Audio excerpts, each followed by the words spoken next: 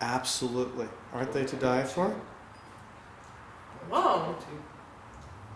I had it at my friend's wedding in Hawaii this year. Mm-hmm. That's exciting. Well, do the travel talk, and then I make ginger lychee sweeties. All right. We'll make this kind of short and sweet, so just ask questions, and if it's anything that won't be really relevant. Hi, Boun, I'm giving Katie your phone number, and she's going to harass you until you sign up for this trip. And your email address. Yeah. Okay. I don't know if you can actually see the slideshow. I may not show you. Do you think it'll come up? No, it won't, and I'll just email it to him. Okay, so I'm gonna just do this. Oh, but then Jim can't see. No. I that's good.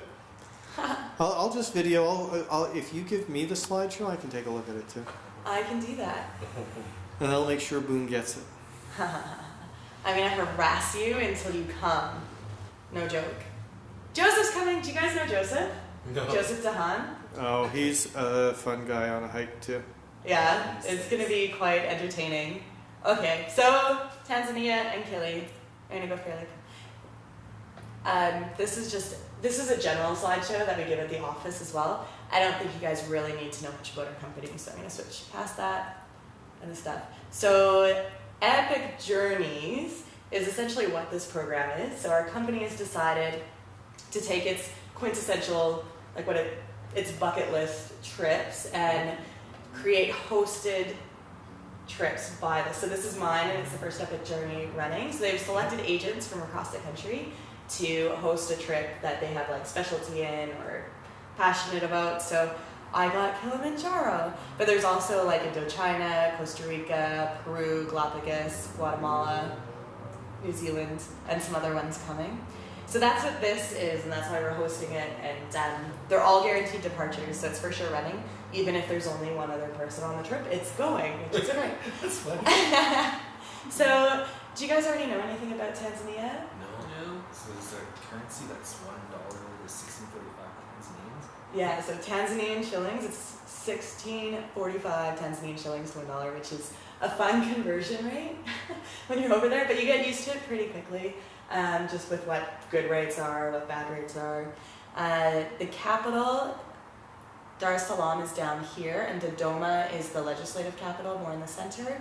But the main kind of jump-off point for most tourism things is Arusha, which is down here.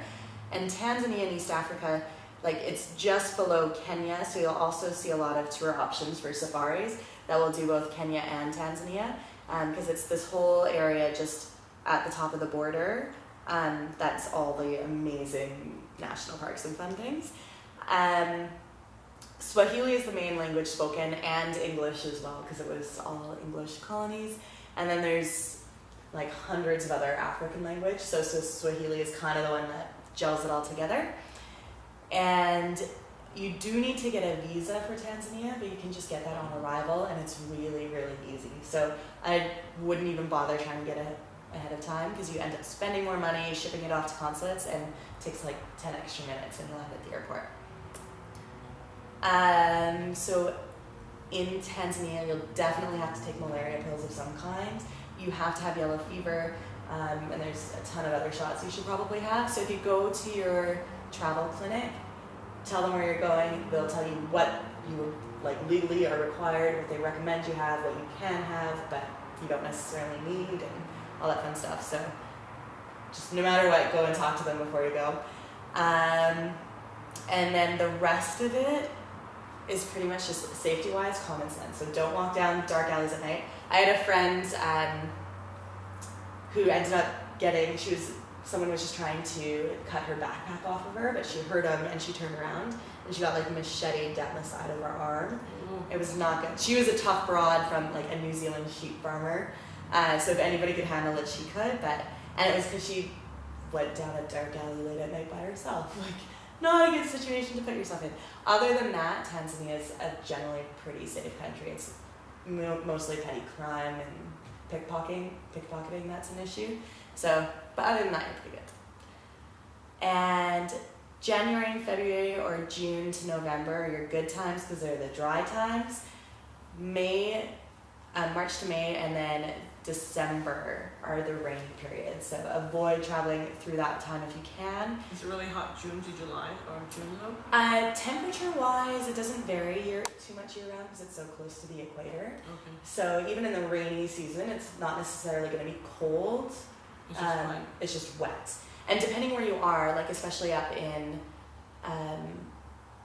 and around Arusha, it's a little bit higher, so it's a bit drier, so it's not like crazy hot. Once you get down to the coast over by Dar es Salaam is where you can really start feeling the heat.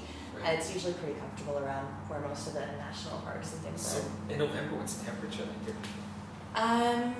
You're probably usually looking at around 25 degrees, roughly, That's not very 25 to hot. 30. So like it's Okay. hot, but it's comfortable hot. It's But not- that's at sea level and just above, not on Kilimanjaro. Not on Kilimanjaro. Like when you start Yeah. Kilimanjaro at the base of the mountain, it'll be warm, it'll be hot, it'll be nice. When you get to the summit, it can be like as cold as -30 with crazy wind, and so you get the whole range on Kili. It's gonna carry a lot of Minus clothes. 30, eh? I need a lot of good It clothes. is so cold, and you can rent everything there. Like you're gonna have like layers and layers and winter jacket and snow pants and good hat, good gloves. Wow. So what do you well, you're hiking there too, right? Or is that what you're doing at Yeah. Minnesota? Where do you temporarily stay? Like, There's Nice, right? camps, Yeah. tents, so you'll be tenting on this route anyway. We're doing the Rongai route on the trip, so it's camping the whole way.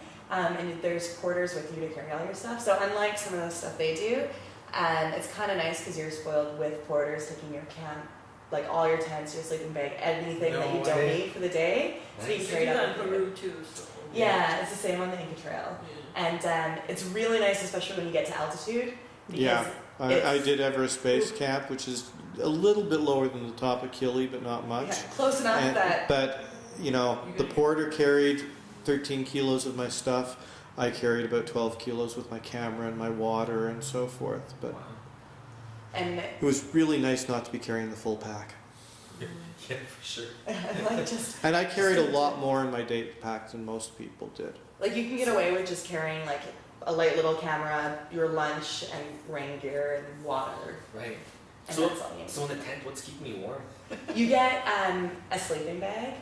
You can rent one there, and they've got kind of two different kinds. You can get like a -15 or a -31. Go for the warm one, Mm-hmm. and the porters will carry that for you. Yeah, and just as an aside about sleeping bags, when you're at altitude, you're going to find that a -30 bag is only good to -15. Yeah, so you want the good ones. You can bring one with you as well if you want, but you can rent them there if you don't want to pack that much in your luggage. It's probably pretty cheap to rent over there, anyways. Eh? See, Yeah.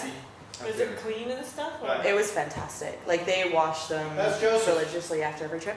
Hi, Joseph. Nice coming. He's coming. Yeah. You'll get to meet Joseph, who's going to be on the trip with you guys when you come. Nice. Anyway, continue on. You can Well- recap for Joseph. I just want Alright. to take this for a There's bit. convincing enough. You're hiking I love it. I love Oh, I'm so disappointed at missing doing it with Katie too. I know. Because Katie, I'm so sad you didn't. Katie and I went to New York Salsa Congress one time, and she was the most awesome travel companion because at least one of the other travel companions was kind of the opposite of Katie's personality. It was an odd mix of people. I was like, whatever. And she's like, we've got this and this and this and this and this planned, and like dinner reservations for every night. And I was like, wow.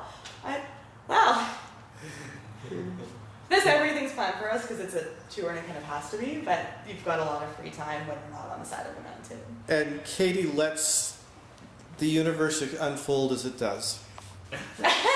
Hopefully it'll unfold with a leopard in front of me this time because 4 months in Africa and I have not seen a leopard. Really? Wow. Mm-hmm. And we've had some close calls.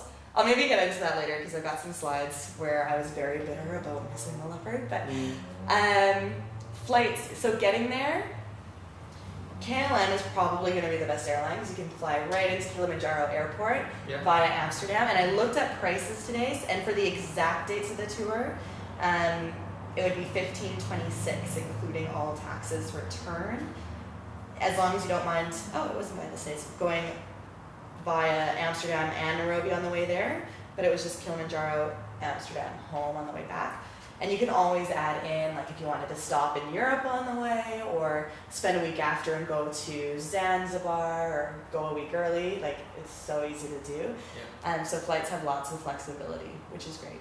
Now Zanzibar is another place I've wanted to visit. And you have to do it after. I wish I had more time to take off because I would have totally gone to Zanzibar after this. It's amazing, absolutely amazing. Joseph's going. I'm going to be insanely jealous. Insanely jealous. I'm jealous of both of you. You're going to be jealous of both of us. And them too when they come in. And Boun. I've just decided, FYI. You're all going. Boun's definitely going, right? Boun, you're definitely going. I can bribe him. I'm not above bribery.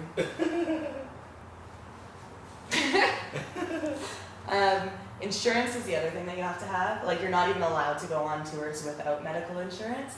Plus, like, because if anything happens, like, it can be hundreds of thousands of dollars in the hospital.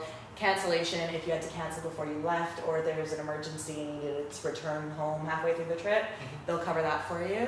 And then baggage and personal effects, if things get like pickpocketed from you or stolen, or if you just forget something somewhere. The airline loses everything. Exactly. The airline goes out of business. Yeah, then you've got coverage. So I never like ever go anywhere without it, especially medical and trip cancellation. Don't some gold cards have Some do. You just have to be careful of. It depends on the card how good the coverage is. Right. And a lot of them don't have like trip interruption. So once you're over there, if you needed to return home, they don't have that coverage. Oh. Or medical-wise, a lot of them will reimburse you later. But if you've got a $200,000 hospital bill that you have to pay up front, and if they're not willing to, so you just have to, like, some of them are great, you just have to double check into seeing what you have and make sure you have it. And then, okay, food in Tanzania is fantastic because they've got a really large Indian influence, especially along the coast. So you'll find a lot of like Indian spices and curries and whatnot. And then my favorite food is ugali, which I don't have a picture of. But it's like, have you guys heard of ugali before? It's kind of, they call it it's made out of maize. And it's got the texture of like mashed potatoes. And they just use it, they like roll it into a ball with their hands and then use that to scoop up like their meats. And so that's like the stuffing around a tamale. Exactly. Yeah. Well, yeah. Under the leaf, before you get to the meat in the center of the tamale, is the maize. Yeah. And it's just like corn flour, whatever, cooked, steamed. And it's so much fun because you get to eat it with your hands and then you get all messy because I can never do it properly. And they'll like eat it and like have not a speck on them. And the Moroccans do the same thing with couscous. Yes, exactly. Same thing. So that's always fun. And then culture-wise, there's over 120 different tribes. So this picture of these guys, it's Boun, it's a whole bunch of local African boys dressed all in black with their faces painted white. They have to, it's their coming of age thing, they have to go on this like journey out into the wild as a group of boys on their own, and then they come back as men. So when they're dressed up in this way, that just means they're on that journey. And the Maasai are the largest tribe, so they're like a warrior tribe there, and they herd cattle, and they're usually, that's what these guys are, but the men are going to be wearing like the red, like, what are they called? They almost look like red blankets, but they're really cool, and they've got like all the intricate neck beading things, and so you see a lot of them around as well, which is great. It's always fun hopping on a local bus and having a Maasai warrior sitting next to you. And accommodation for this trip, we're going to be doing basic camping. So those aren't the exact tents that they use, but the tents are all set up for you. All your food is cooked for you. It's fantastic. And the food they cook is amazing. It's really good. So it's all very, very basic, especially your toilets on Kilimanjaro. They're generally squatters with like a hole in between two planks of wood type thing, which is always fun. But I believe I've heard rumor that for a trip they've arranged to have a portable tent toilet come with us, which is going to be like luxury on the side of this mountain. I find it I kind of really wish I would have had that on the trek to Everest Base Camp. Yeah, so it's gonna be exciting. So Jim, you should quit your job and come. I know. So you can experience the portable They won't let you toilet. go off on vacation for 1 week. No, it's longer than a week, and it's just there's just 2 days that I can't be gone for. That's Right. all. That's right in the middle of it. That really sucks. I know. Because you know Can how you do it flexible. from the road? No, I can't. Oh, I gotta be here. Oh no. that sucks. It does. Completely and utterly. I'm already working on getting Jim fired. I'm sure you are. But you're so good at explaining stuff too. Just like Katie. Yes, but I'm good at explaining stuff to investors as well. That'd be the problem. That's the part that I get paid for. I love it.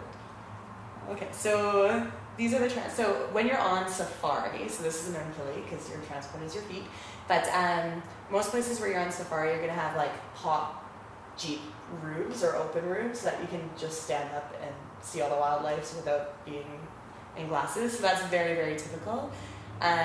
One common type of travel around is to do an overland tour where you're just in a group in a giant truck going from place to place, camping and whatnot. The type of transport we're using is more like it's a little minivan essentially for the group getting around. And then these ones are the local buses. So if you ever take a local bus anywhere, like just like a little like public bus to get from point A to point B in a city or something, it's very entertaining because they'll just sit there and wait until the bus is full, and it's not full until you have at least 3 people on every seat. And people standing everywhere, and there might be holes in the floor, the seats may not be bolted down properly. You may have to hold somebody's live animals. Yeah. So it's always an experience. I loved it. I only took a few of them, but they were always entertaining. And this is just a bit more of the overland style tours, which this one is kind of, but not really, because we're not on an overland truck. But you get to like go barter for your vegetables in the markets, and you're camping everywhere, and you help prepare the food. Here, kind of all that's done for us. But if you want to chip in, and if you want to learn how to cook something they're doing, you're always more than welcome. And then Kili, the part everyone's excited about. 6,000 meters length. So yeah, just under 6,000 meters, 5,895 meters. And I put this picture here because you always see these amazing shots of like Kili with the elephant in front of it on a clear day. It's very rare that you can actually see the peak of Kili. And mostly there's clouds around it like this. So the fact that you can see a peak is usually a pretty good thing. So take your pictures when you can. So don't be disappointed if you're hoping for that perfect shot of it and you just don't get it. So, how fit do you have to be in this? Definitely the better, the more you train and prepare, the better. But that being said, last time when I climbed Kili, it was at the end of an 8-month trip of backpacking, drinking. I had done Machu Picchu, like the Inca Trail, at the very beginning, like the first week. I had done another trek a few months into it that was much easier, just through the desert. And then the last few months beforehand, I was on an overland trek through Southern Africa. So it was like no physical activity, drinking, eating, enjoying the sights, but so much of Africa, unless you're doing a trek, you're sitting and you're watching for games, so you get no physical exercise. I think I gained about 25 pounds within those like 2.5 months, and then I climbed Kili, and I mean, you're always going to feel the effects of altitude, but I was able to do it. So the trek itself isn't that technically challenging by any imagination. It's not a technical climb. It's more the altitude that's the issue. So the better your cardiovascular system, the easier that's going to be on you. But anybody of like average fitness, as long as you're, if you can go out on day hikes and through the mountains here, you're fine for Kili. And it is. You get killed on Jim's trip. You might get killed. No, I want to go on Jim's trip too. You might I hope see so. me there. We'll see. One thing, just the altitude. Take altitude sickness medicine. Just take it. Kili, you're going up really quickly, so it's just a matter of taking that stuff, and that will protect you. And it just makes it easier too, which is nice. And if you talk to the travel clinics, ask them about altitude stuff, and they should be able to give you information on it. Yeah, and they told me just take it, but I said, oh no, I'll only take it if I need it. Give me the prescription for using it as if you have symptoms. And then I ended up going and doing it as the thing, just going along, because everybody everywhere said, no, just take the stuff when you're going out. Doesn't matter if it's not needed. You're still better off to have been taking it. Oh, I see. Then once you feel the effects. But then if you feel the effects and you take it for that, then you really have to stop your trek. Yeah. And you should be going down. Good point. So, a little random fact about Kili, it is Africa's highest mountain, so people usually call it the rooftop of Africa. It's the world's highest freestanding mountain, which essentially just means it's not in a Range. And it's one of the world's highest completely non-technical climbs as well. So you don't need you don't need anything at all to climb it, just good winter gear. So there's 3 different main routes that you have to decide on. The Moringa route is the shortest route and the cheapest route, and it's known as the Coca-Cola route because it's the most popular. It's also the only route with huts on it instead of camping. The Machami route is the one I did last time, and that's known as the most scenic route. And then the Rongai route is the one that this trip is doing, and it's the route that goes up the back side of the mountain and then down the front side of the mountain, so you get to see both views. And there's also apparently a better chance at seeing wildlife along the way, which I am very excited for. So I'm hoping it'll be a good trek. And both of these ones you're camping the whole time, so that's fun. And the biggest thing with altitude, which Jim will tell you, is to go slowly. So don't rush it. Don't try and race people to the top. The slower you go, the better you're going to be with altitude. With all trips, with most trips, you can add on an extra acclimatization day. So it's an extra day on the mountain, so that you can deal with the effects of altitude a lot better. And I 100% recommend it. It made the world of difference on our trip last time. This trip does include one, which is fantastic, so it's always good. Drinking lots of water is to be expected. One of the effects of altitude sickness is you really start losing your appetite, so you have zero desire to drink water, you have zero desire to eat, so you have to force yourself to just keep yourself hydrated. And then dress warm, because it does get freaking cold at the top. Most of the trek you're going to be, a lot of it I was trekking in a tank top and longer shorts. The last couple of days I'd have to have a sweater and pants. In the evenings and mornings it could get really cold, and then the summit itself you're in full on winter snowsuit gear. Wow. So pretty much everything you can rent there. I rented everything down to my long underwear. I had nothing with me other than my hiking boots. So anything that you need you can rent in Moshi where the trek starts, which is good, but anything that you have or you want to take with you or you're not comfortable renting, bring it because you'll need it. And then hiking boots, which, since you guys have done some hiking, you know it's important to have them broken in and comfortable. You can rent them there too, but that's just a bad idea. Yeah. If you get blisters, it's not going to be fun. And then, train before you get, so just get out into the mountains, go hiking, any cardio. Yeah, come out on the long weekend. Yeah. I should take my own advice instead of training. You should. And especially for the climb that's on there. Because that would be good training. Yeah. Well, I mean, even if we didn't do the summit. But still. Yeah, because it's 1,000 meters vertical and 2 kilometers of horizontal. All right. If I'm not at a wedding, I'm coming. Okay. I'll try and make it too, Jim. Good. Yes. It sounds interesting. I've never done a backcountry trip in Canada. So you've got to try one. I do. So when you start the trek, the first day, you're really super excited to go because you're, starting Kili, you're nervous, you can't wait. And you get to the park gate and then you stop and you wait for an hour or 2 hours because your tour leader, your tour guide has to sort out all the paperwork. They have to get your permits in place, get they already have them, but they have to get them stamped, get all the authorization, everything confirmed for them. And then your porters can only carry up to I think it's 15 kilos or somewhere per person. So they all have to get weighed in, make sure they're not carrying too much, and all that stuff taken care of. So you kind of sit and wait for a little bit before you go, so be prepared for that. How many porters are you allowed to have? It depends on the size of the group. You're usually looking at, you'll have at least one guide, 2 guides if you have 10 or more people, a cook, and then about 3 porters per person. 3 porters per person.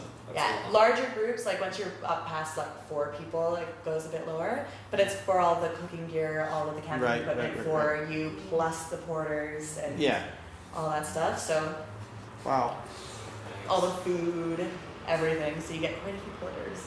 You still can't make them carry 45 pounds of stuff. Yeah, like here's everything. When there's one person. I'd rather travel light, so when the more porters I can have, the better.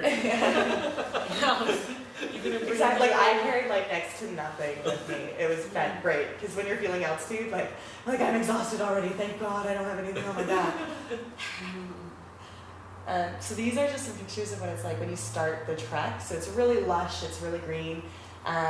You'll probably get a little bit of like dew or rain or mist in the mornings when you start up, and at the bottom the paths are all like really just nice and groomed and easy. And the first day is not a difficult hike at all. You're gaining a little bit of altitude but not a ton. It's one of the shorter days, which is nice, so it really warms you up into it. And then this is what the campground is like for the first night. So you're still in all the trees, you've got all the different groups have their tents set up, and you just get to camp and your porters have already run ahead. They've set up your tent for you. They've made some popcorn for an afternoon snack when you first get there. Wow. And they're cooking dinner for you. So you're like, oh, we made it. You get to like chill and party with people. Being spoiled. It is. I'm a princess. I love it. And they don't even cook on dung. No, I know. Yeah, it's for, you smell dung free. Yeah, I had a lot of that in Everest Space Camp. Oh, I First see station. this It's gonna be a very bizarre video for him to watch. I know. Like, what the hell? And you won't even be able to see the photos either. You'll be like, oh, this is lame. So this is, how is the angle for you guys? Can you see it? It's good. Yeah? Okay. So this is camp on day number 2. So it's still fairly lush, not quite as green as before, and this is what your typical bathrooms are like. So it's an outhouse essentially, and they're all squat toilets where it's pretty much like a wooden plank floor over a hole, but the middle wooden plank is missing for you to pee through. So don't expect anything lush. You're definitely not showering for the 7 days you're on the mountain, that's for sure. This was actually my guide in front of me. So when you're on the mountain, especially if you're not on the Coca-Cola route, the routes themselves, people spread out very much. So even if there's a fair number of people doing that hike, most of the time I was trekking, I was pretty much me and my guide because it was just me and my group with him. And it was great. We passed people occasionally people would pass us, but it was not at all a crowded trail, which was fantastic. And then as you go up, like day after day, the surroundings, like all your scenery is gonna be more, oh my god, it's been a long week, I can't think of any words today. My vocabulary is shot. That's okay. But just more like shrubs, it's drier, we're not getting as much. And then eventually you get into where it's all just like volcanic rocks and no greenery whatsoever. And it's really cool watching the transformation of the scenery around you. And then by this point on the trek, you're above the cloud line, which is great because the whole time you can just kind of look over a sea of clouds or down to the plain if you happen to get a really rare day or a clear day, which is fairly rare but beautiful if it happens. And then as you can, so this is Kili in the background, the peak, which you see like most of your campgrounds, you've got a pretty good view. And for some reason, it never seems to get any closer. So that I don't understand. And here again, Kili, it's always the same distance away no matter how far you hike. And the last little bit, you're getting really, really barren landscapes, just rocks, snow. It's great. This is, I think, the second last campground. So you can see that it's not like jam-packed in. There's like tents spread sporadically around with other groups hiking, and that's about it. And then this is probably one of the most technically challenging parts of the trail I did, and it's the wall section. And it's still not really, like, compared to any hikes Jim takes you on, it's nothing. Like, it's fairly straightforward, but it's a lot of fun.